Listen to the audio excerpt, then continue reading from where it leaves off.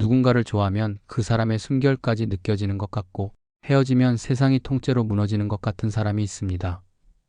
연애를 시작하기까지 한참이 걸리지만 한번 마음을 열면 온 마음을 다 쏟아붓는 사람. 상대방의 미세한 표정 변화에도 가슴이 철렁하고 말하지 않은 감정까지 고스란히 읽어내는 사람.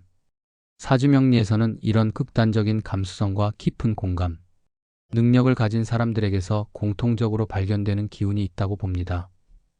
바로 귀문관살입니다. 귀문관살이라는 이름만 들으면 왠지 불길하고 무서운 느낌이 듭니다.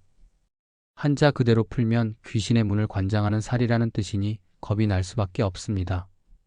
실제로 전통 명리학에서는 이 살이 있으면 정신이 불안해지기 쉽고 감정 기복이 심하며 대인관계에서 크게 다칠 수 있다고 경고해 왔습니다.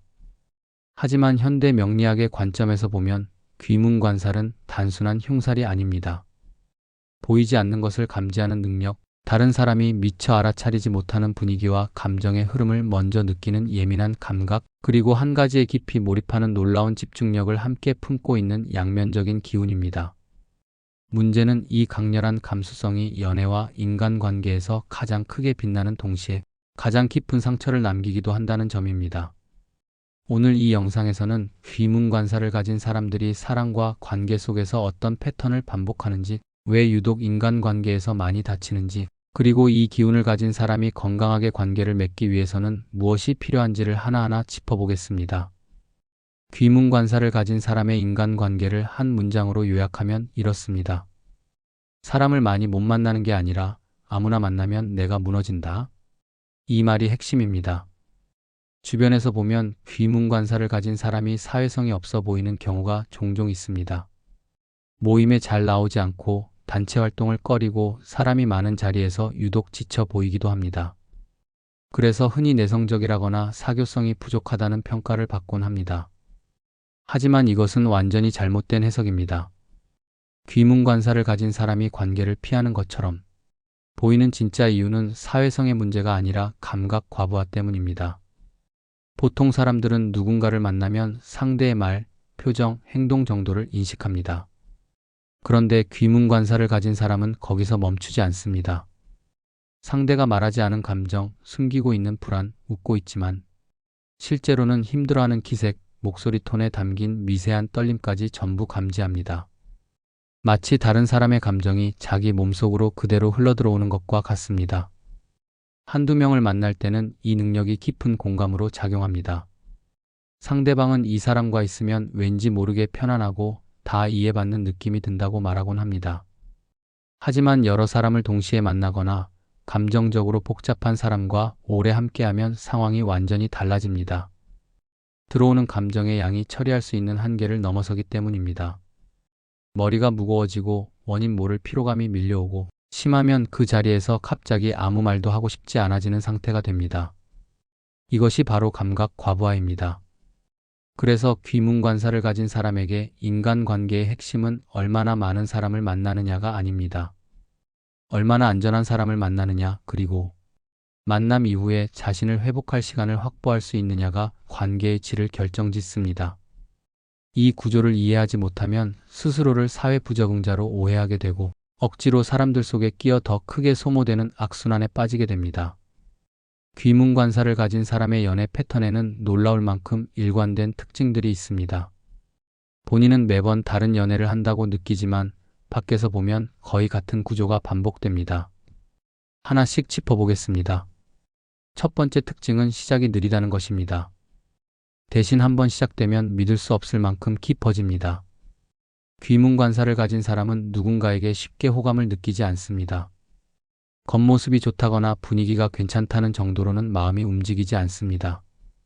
이 사람이 어떤 생각을 하는 사람인지, 어떤 상처를 안고 있는 사람인지, 나와 함께 있을 때 진짜 편안한 건지, 아니면 연기하고 있는 건지를 본능적으로 살핍니다.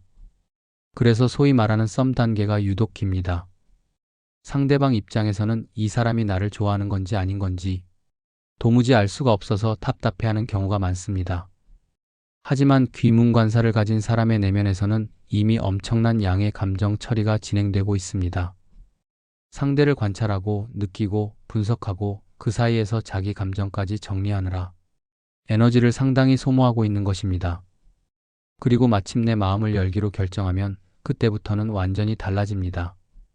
전부를 겁니다. 밥만 주는 사랑을 하지 못합니다. 그래서 귀문관사를 가진 사람의 연애는 가볍지 않습니다. 처음부터 가벼운 만남을 기대하고 다가온 상대는 이 깊이에 놀라서 뒤로 물러나기도 하고, 반대로 이 깊이에 감동받은 상대는 강하게 빠져들기도 합니다. 두 번째 특징은 상대를 읽는 능력이 지나치게 강하다는 것입니다. 귀문관사를 가진 사람은 연인의 말보다 침묵을 더 정확하게 해석합니다. 눈빛의 변화, 문자 답장의 미묘한 톤 차이, 평소와 다른 한숨의 깊이까지 감지합니다. 상대가 오늘 기분이 좋지 않다는 것을 본인이 말하기도 전에 이미 알아차립니다. 이 능력은 관계 초반에는 커다란 매력으로 작용합니다. 상대방은 이 사람이 나를 세상에서 가장 잘 이해해주는 사람이라고 느끼게 됩니다. 하지만 문제는 여기서부터 시작됩니다. 상대의 상처와 불안을 너무 빨리, 너무 선명하게 읽어내다 보니 자연스럽게 연민이 생기고, 그 연민이 어느 순간 구원 욕구로 바뀝니다. 이 사람을 내가 지켜줘야 한다. 이 사람의 아픔을 내가 안아줘야 한다는 생각이 무의식적으로 자리 잡는 것입니다. 여기서 가장 위험한 착각이 발생합니다. 상대방의 문제를 자기 책임으로 받아들이기 시작하는 것입니다. 연인이 불안해하면 내가 뭘 잘못한 건 아닌지 자책하고, 연인이 힘들어하면 내가 더 잘해줬어야 하는 건 아닌지 괴로워합니다. 이것은 사랑이 아니라 감정의 과잉 동조입니다. 그런데 귀문관사를 가진 사람은 이 둘의 차이를 구분하기가 매우 어렵습니다. 세 번째 특징은 연애가 힐링이 아니라 몰입이 된다는 것입니다. 보통 사람들에게 연애는 일상의 활력소이고 쉼터입니다. 힘든 하루를 보내고 연인을 만나면 에너지가 충전되는 느낌을 받습니다. 하지만 귀문관사를 가진 사람에게 연애는 그런 가벼운 충전이 아닙니다. 사랑 자체가 하나의 거대한 세계가 됩니다. 이 사람들에게 사랑은 단순한 감정이 아니라 치유이고 합일이고 때로는 구원에 가까운 의미를 가집니다. 그래서 연애를 하면 그 관계 안으로 완전히 몰입합니다. 상대방의 일상이 곧 나의 일상이 되고, 상대방의 감정이 곧 나의 감정이 됩니다. 감정적 거리 조절이라는 것 자체가 잘 되지 않습니다. 이 상태가 지속되면 연애가 삶의 중심축이 되어 버리고, 관계가 흔들리면 삶 전체가 흔들리는 구조가 만들어집니다. 특히 이별 이후의 회복이 극도로 느립니다. 다른 사람들이 몇 주면 어느 정도 일상으로 돌아오는 상처를 귀문관사를 가진 사람은 몇 달, 심하면 몇 년을 끌고 갑니다. 관계에 쏟아부은 감정의 깊이가 그만큼 깊었기 때문입니다. 네 번째 특징은 불안할 때 양극단으로 반응한다는 것입니다. 관계에서 불안 신호가 감지되면 귀문관사를 가진 사람은 두 가지 중 하나의 반응을 보입니다. 하나는 붙는 것입니다. 집착에 가까운 과잉 배려를 하고 상대의 기분을 맞추기 위해 자기 자신을 희생하며 관계를 잃지 않기 위해 필사적으로 매달립니다. 다른 하나는 완전히 반대입니다. 갑자기 떼어버립니다. 연락을 끊고 잠수를 타고 차단을 합니다. 어제까지 온 마음을 다해 사랑하던 사람을 하루아침에 없는 사람처럼 대합니다. 이 두 반응의 공통점은 중간 단계가 없다는 것입니다. 조금 거리를 두면서 상황을 지켜본다거나 솔직하게 불안한 감정을 표현하면서 대화로 풀어간다거나 하는 중간 지점이 존재하지 않습니다. 전부 아니면 전무입니다. 상대방 입장에서는 이 극단적인 전환이 매우 혼란스럽습니다. 갑자기 왜 이러는 건지 이해할 수가 없기 때문입니다. 다섯 번째 특징은 연애 중에 반복적으로 듣게 되는 말이 있다는 것입니다. 귀문관사를 가진 사람은 연인에게서 이런 말을 자주 듣습니다. 너는 너무 깊어, 생각이 너무 많아, 왜 그렇게까지 느끼는 거야? 처음 한두 번은 그냥 넘어갈 수 있습니다. 하지만 이 말이 연애를 할 때마다 반복되면 상처가 쌓이기 시작합니다. 내가 느끼는 이 감정이 이상한 건가? 내가 너무 예민한 건가? 이렇게 깊이 느끼는 것 자체가 잘못인 건가 하는 자기의심이 생겨납니다. 그리고 이 자기의심은 점점 커져서 결국 자기 자신의 감수성을 억누르거나 부정하는 방향으로 가게 됩니다. 하지만 귀문관사를 가진 사람에게 감수성을 억누르라는 것은 숨을 쉬지 말라는 것과 같습니다. 억누를수록 내면의 압력은 더 커지고 결국 어느 순간 더 큰 폭발로 터져 나오게 됩니다. 연애에서 나타나는 이런 특징들은 사실 인간관계 전반에서도 비슷한 형태로 반복됩니다. 첫 번째 패턴은 철저한 소수 정예형 인간관계입니다. 귀문관사를 가진 사람의 연락처에는 적지 않은 이름이 저장되어 있을 수 있습니다. 직장 동료, 학교 동기, 동네 지인까지 아는 사람은 꽤 많습니다. 하지만 정말로 마음을 터놓는 사람, 내 약한 모습을 보여줄 수 있는 사람은 한두 명에 불과합니다. 이것은 선택의 문제가 아니라 체질의 문제입니다. 앞서 말했듯이 이 사람들은 관계의 깊이가 곧 에너지 소모량과 직결됩니다. 얕은 관계를 10개 유지하는 것보다 깊은 관계 하나를 유지하는 것이 훨씬 자연스럽고 편안합니다. 반대로 말하면 관계의 깊이가 얕아지는 순간 그 관계는 의미를 잃습니다. 어중간한 친분, 형식적인 안부, 표면적인 대화로 이루어진 관계에서는 오히려 에너지가 빠져나가기만 할 뿐 아무것도 채워지지 않습니다. 그래서 귀문관사를 가진 사람은 관계를 자연스럽게 정리하는 경향이 있습니다. 본인이 의식하지 못하는 사이에 연락이 뜸해지고 모임에 나가지 않게 되고 어느 순간 주변에 정말 가까운 사람 몇 명만 남게 됩니다. 두 번째 패턴은 감정 쓰레기통이 되기 쉽다는 것입니다. 귀문관사를 가진 사람은 타고난 공감 능력 때문에 주변 사람들의 고민 상담을 자주 맡게 됩니다. 친구가 힘들다고 하면 끝까지 들어주고, 직장 동료가 억울한 일을 당했다고 하면 함께 분노해주고, 가족이 걱정을 쏟아놓으면 묵묵히 받아줍니다. 문제는 이렇게 남의 감정을 받아주는 데에는 한없이 관대하면서도 정작 자기 자신의 감정은 돌보지 않는다는 점입니다. 다른 사람의 아픔을 받아주느라 자기 내면에 쌓인 감정들은 계속 방치됩니다. 그리고 이 방치된 감정들은 어느 순간 임계점을 넘기게 됩니다. 갑자기 모든 것이 귀찮아지고 아무도 만나고 싶지 않아지고 원인 모를 우울감이 밀려옵니다. 본인은 왜 이런 상태가 됐는지 잘 모릅니다. 하지만 원인은 명확합니다. 들어오는 감정은 끊임없이 받아들이면서 나가는 감정은 처리하지 못한 것, 그 불균형이 한계에 도달한 것입니다. 그래서 귀문관사를 가진 사람에게 가장 중요한 인간관계 기술은 공감 능력을 키우는 것이 아닙니다. 이미 충분히 뛰어납니다. 진짜 필요한 것은 들어오는 감정을 관리하는 기술, 다시 말해 언제 마음의 문을 닫아야 하는지를 아는 것입니다. 세 번째 패턴은 관계를 끊을 때 잔인할 만큼 깔끔하다는 것입니다. 귀문관사를 가진 사람은 참을성이 없는 것이 아닙니다. 오히려 보통 사람보다 훨씬 많이 참습니다. 상대방이 실수해도 이해하려 하고, 상처를 줘도 상대의 입장에서 생각해 보려 하고, 관계가 불편해져도 내가 좀 더 노력하면 되지 않을까 하며 버팁니다. 하지만 이 인내에는 한계가 있습니다. 그리고 그 한계를 넘는 순간 전환은 놀라울 만큼 빠르고 완전합니다. 어제까지 함께 밥을 먹고 웃으며 대화하던 사람을 오늘부터 완전히 없는 사람으로 대합니다. 연락을 차단하고 만남을 거부하고 어떤 설명도 하지 않습니다. 상대방 입장에서는 도대체 무슨 일이 일어난 건지 이해할 수가 없습니다. 분명 어제까지 괜찮았는데 갑자기 왜 이러는 거지 하고 당혹스러워합니다. 하지만 사실 어제까지 괜찮았던 것이 아닙니다. 이미 오래전부터 내면에서는 경고 신호가 울리고 있었고, 참고 참다가 마지막 한 방에 완전히 선이 끊어진 것입니다. 귀문관사를 가진 사람에게 관계의 종료는 서서히 멀어지는 과정이 아니라 스위치가 꺼지는 것에 가깝습니다. 한번 꺼진 스위치는 다시 켜지지 않습니다. 지금까지 귀문관사를 가진 사람의 연애 패턴과 인간관계 특징을 살펴봤습니다. 그런데 이 모든 패턴의 뿌리를 파고 들어가 보면 결국 세 가지 착각으로 수렴됩니다. 이 착각들이 왜 위험한지 하나씩 짚어보겠습니다. 첫 번째 착각은 이 사람은 내가 아니면 안 된다는 생각입니다. 귀문관사를 가진 사람은 상대방의 깊은 내면을 읽어내는 능력이 뛰어나기 때문에 상대의 약한 부분을 누구보다 먼저 발견합니다. 그리고 그 약한 부분을 발견하는 순간 나만이 이 사람을 진정으로 이해할 수 있다는 확신이 생깁니다. 하지만 이것은 착각입니다. 내가 상대를 깊이 이해할 수 있다는 것과 상대가 나 없이는 살 수 없다는 것은 완전히 다른 이야기입니다. 이 착각에 빠지면 관계에서 빠져나올 수가 없게 됩니다.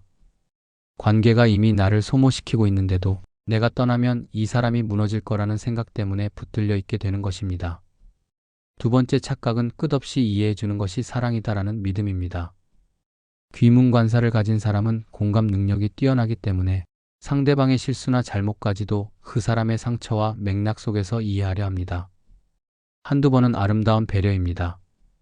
하지만 이것이 반복되면 상대방의 잘못된 행동까지 전부 받아주는 관계가 만들어집니다. 상대는 점점 이 사람 앞에서는 무엇을 해도 용서받을 수 있다고 학습하게 되고 관계의 균형은 완전히 무너집니다. 이해와 수용은 다릅니다. 상대의 마음을 이해하는 것과 상대의 모든 행동을 받아들이는 것은 전혀 다른 것입니다. 세 번째 착각은 나는 이 정도는 감당해야 한다는 자기 강요입니다. 이것이 세 가지 중에서 가장 파괴적입니다. 귀문관사를 가진 사람은 자신의 감수성이 남다르다는 것을 스스로도 알고 있습니다. 그래서 관계에서 힘들어질 때마다 이렇게 느끼는 것은 내가 예민해서 그런 거야. 보통 사람들은 이 정도에 힘들어하지 않아. 나만 유난을 떠는 거야 하며 자신의 고통을 스스로 부정합니다.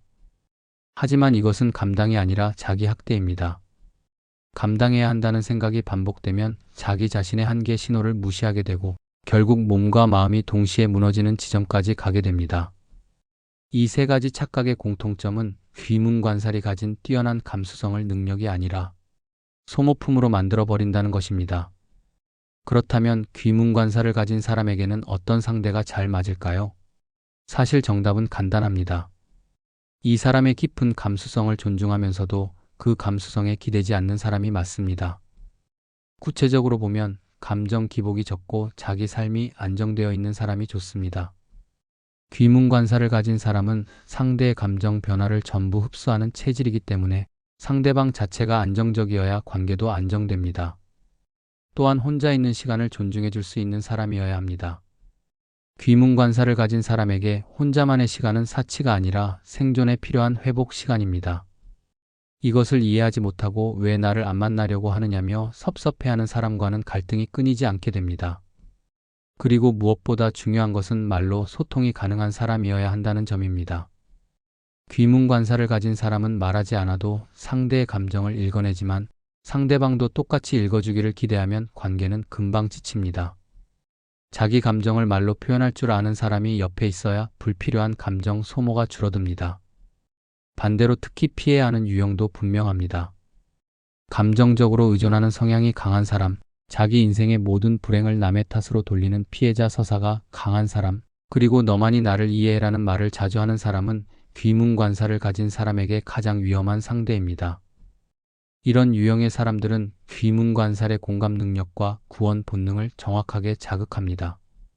처음에는 이 사람에게 내가 꼭 필요한 존재라는 느낌이 들어서 관계에 깊이 빠져들게 됩니다. 하지만 시간이 지나면 그것이 사랑이 아니라 감정적 착취였다는 것을 깨닫게 됩니다.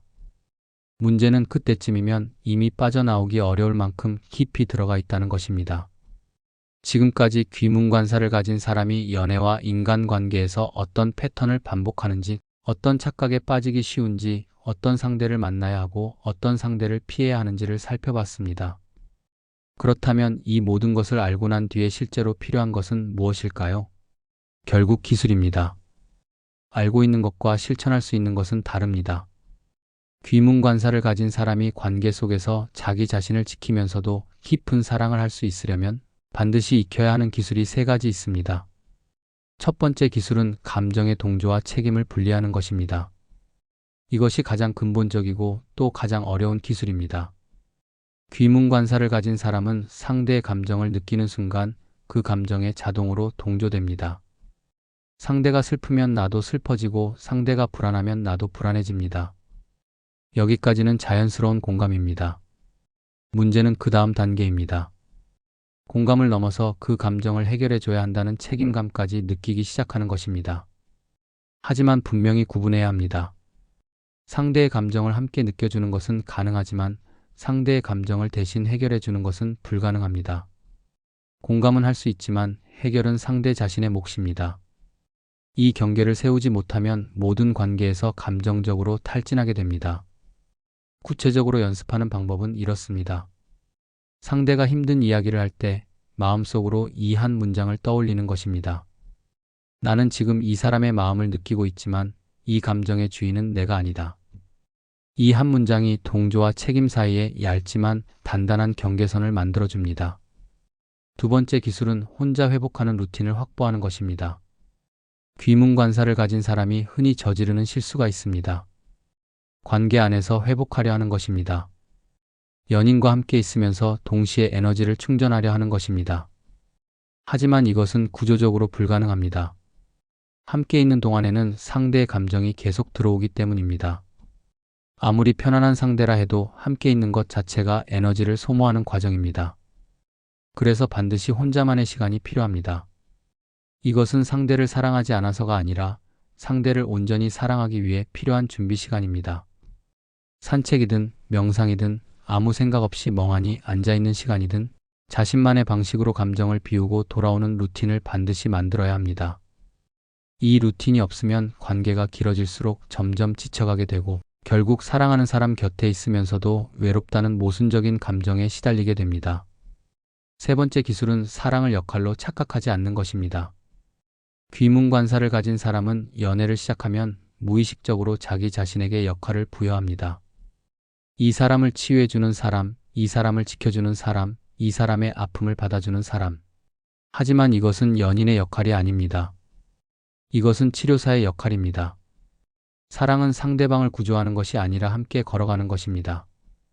내가 상대를 끌어올려야 한다는 생각, 내가 이 사람의 빈 곳을 채워줘야 한다는 생각이 드는 순간, 그것은 이미 사랑이 아니라 역할 수행이 되어버린 것입니다. 연인은 연인일 뿐입니다. 상담사도 아니고 보호자도 아니고 구원자도 아닙니다. 이 단순한 사실을 마음 깊이 받아들이는 것, 그것이 귀문관사를 가진 사람이 관계에서 스스로를 지키는 가장 확실한 방법입니다. 전통 명리학에서는 귀문관살에 대해 이런 말을 남겼습니다. 귀문이 깊을수록 사람을 붙잡지 말고 경계를 세워야 한다. 짧은 문장이지만 이 안에 오늘 이야기한 모든 내용이 담겨 있습니다. 귀문관살의 깊이가 깊다는 것은 그만큼 감수성이 강하다는 뜻입니다. 그리고 감수성이 강할수록 사람에게 끌리는 힘도 강해집니다. 하지만 그 끌림을 따라가서 사람을 붙잡으려 하면 결국 자기 자신이 무너집니다. 붙잡는 대신 경계를 세워야 합니다. 여기서 경계란 상대를 밀어내는 벽이 아닙니다. 나와 상대 사이의 적절한 거리를 유지하면서 그 거리 안에서 서로를 존중할 수 있는 선을 의미합니다. 수백 년 전의 명리학자들도 이미 알고 있었습니다. 귀문관살의 문제는 능력이 부족해서가 아니라 능력이 너무 강해서 생기는 것이라는 사실을 말입니다. 귀문관살이 있는 사람은 사랑을 못하는 사람이 아닙니다. 오히려 누구보다 진지하게, 누구보다 깊이, 누구보다 온 마음을 다해 사랑하는 사람입니다. 그래서 더 많이 다치고, 더 오래 아파하고, 더 쉽게 무너지는 것입니다. 하지만 바로 그렇기 때문에 거리가 필요하고, 속도 조절이 필요하고, 경계가 필요합니다. 이것은 사랑의 양을 줄이라는 이야기가 아닙니다. 사랑의 방식을 바꾸라는 이야기입니다. 자신의 감수성을 부정하지 마십시오. 그것은 분명히 능력입니다. 다만 그 능력을 다루는 기술을 반드시 익히십시오. 경계를 세우면서도 깊이 사랑할 수 있는 사람, 혼자 회복하면서도 함께 걸어갈 수 있는 사람. 귀문관사를 가진 사람이 진짜로 도달해야 할 사랑의 모습은 바로 그것입니다. 오늘은 여기까지입니다. 시청해주셔서 감사합니다. 구독, 좋아요, 알림 설정은 큰 힘이 됩니다.